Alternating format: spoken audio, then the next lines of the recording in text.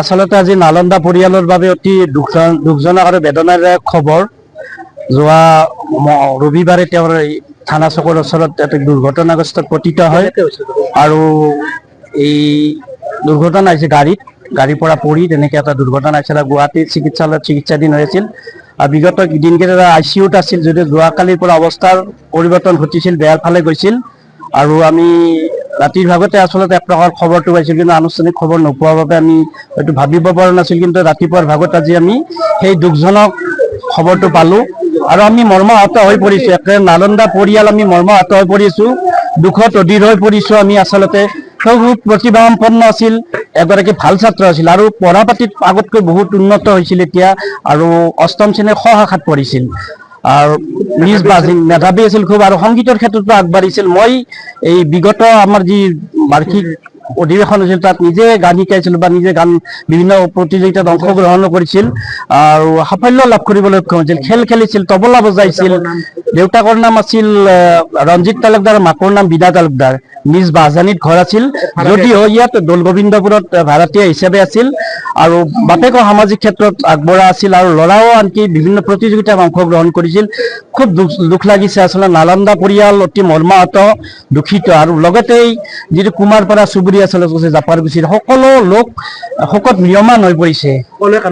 সকলোৱে কান্দিছে, দেখিছে আপোনালোকে শ শ মানুহ আহিছে, ওচৰ পাজৰৰ মানুহ, আমাৰ ইয়াৰ বিদ্যালয়ৰ ছাত্ৰ ছাত্ৰী, অভিভাৱক, শিক্ষক শিক্ষয়িত্ৰী সকলো আচলতে দুখত ম্ৰিয়মান হৈ পৰিছে। বৰ দুখজনক খবৰ আজি। আকস্মিক খবৰ এটা আমাৰ কাৰণে, অতি দুখজনক খবৰ। এনেকে ইমান বছৰ বয়সত 2007ৰ পৰা স্কুলৰ আজিলৈকে এনেকুৱা কোনো ইনচিডেণ্ট আমি শুনা মানে ভাবিবই নোৱাৰা এটা ঘটনা। যোৱা ৰবিবাৰে এটা দুৰ্ঘটনাত পতিত হ'ল। দেখাত যেন একোৱে হোৱা নাছিল, কিন্তু ভিতৰে ভিতৰে ক'ৰবাত যেন কিবা আঘাত পাইছিল।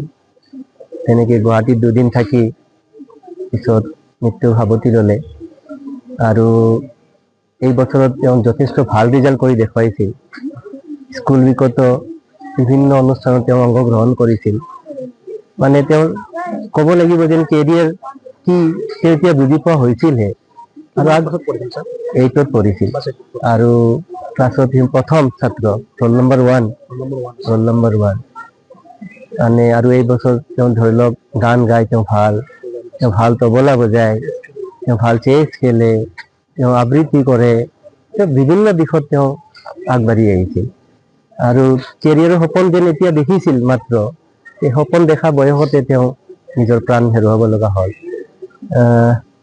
শব্দ নাই কি কওঁ, মাক দেউতাকক যেন ভগৱানে শক্তি প্ৰদান কৰে। একমাত্ৰ ল'ৰা, ছোৱালী নাই, ঘৰ বাহাজানীত। যিকোনো খবৰৰ বাবে যোগাযোগ কৰক আমাৰ এই নম্বৰত 9181 307 221।